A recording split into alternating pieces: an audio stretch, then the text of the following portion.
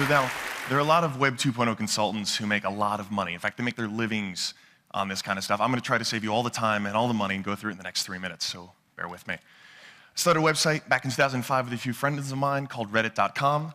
That's what you'd call a social news website. Basically, all that means is the democratic front page of the best stuff on the web.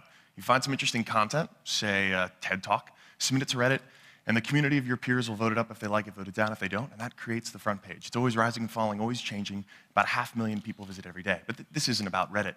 This is actually about discovering new things that pop up on the web. Because over the last 4 years, we've seen all kinds of memes, all kinds of trends get born right on our front page.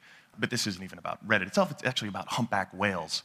Well, okay, technically it's actually about Greenpeace, which is an environmental organization that wanted to stop the Japanese government on their whaling campaign. These humpback whales were getting killed. They wanted to put an end to it.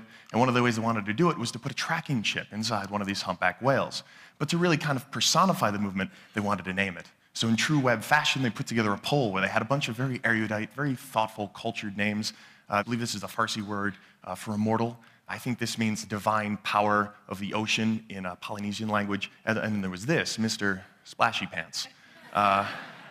And this was a special name. Mr. Pants, or Splashy to his friends, was very popular on the internet. In fact, someone on Reddit thought, oh, what a great thing, we should all vote this up. And you know what, Redditors responded and all agreed. So the voting started, and we actually got behind it ourselves. We changed our logo for the day from the alien to a Splashy to sort of help the cause. And it wasn't long before other sites like Fark and Boing Boing and the rest of the internet started saying, yes, we love Splashy Pants. So it went from about 5%, which was when this meme started, to 70%. At the end of voting, which is pretty impressive, right? We won. Mr. Splashy Pants was chosen.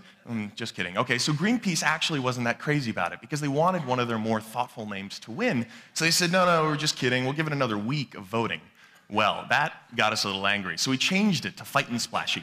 And the Reddit community really, and the rest of the internet rather, really got behind this. Facebook groups were getting created. Facebook applications were getting created. The idea was vote your conscience, vote for Mr. Splashy Pants. And people were putting up signs in the real world about this whale.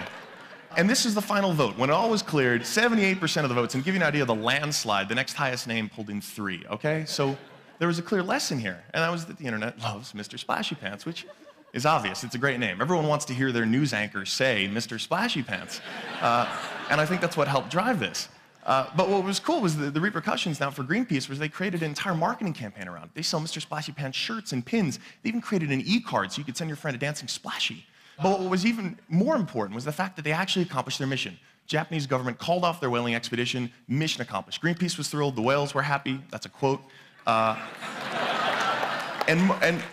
And actually, Redditors in the internet community were happy to participate, but they weren't whale lovers. A few of them certainly were. But we're talking about a lot of people who were just really interested and really caught up in this great meme. And in fact, someone from Greenpeace came back on the site and thanked Reddit for their participation. But this wasn't really out of altruism. This was just out of interest in doing something cool. And this is kind of how the internet works. And this is that great big secret. Because the internet provides this level playing field. Your link is just as good as your link, which is just as good as my link. As long as we have a browser, anyone can get to any website, no matter how big a budget you have. That is, as long as we can keep net neutrality in place. The other important thing is that it costs nothing to get that content online now. There are so many great publishing tools that are available. It only takes a few minutes of your time to actually produce something, and the cost of iteration is so cheap that you might as well give it a go. And if you do, be genuine about it. Be honest. Be upfront. And one of the great lessons that Greenpeace actually learned was that it's okay to lose control. It's okay to take yourself a little less seriously, given that even though it's a very serious cause, you could ultimately achieve your final goal. And that's the final message that I want to share with all of you, is that you can do well online, but no longer is the message going to be coming from just the top down. And if you want to succeed, you've got to be okay to just lose control. Thank you.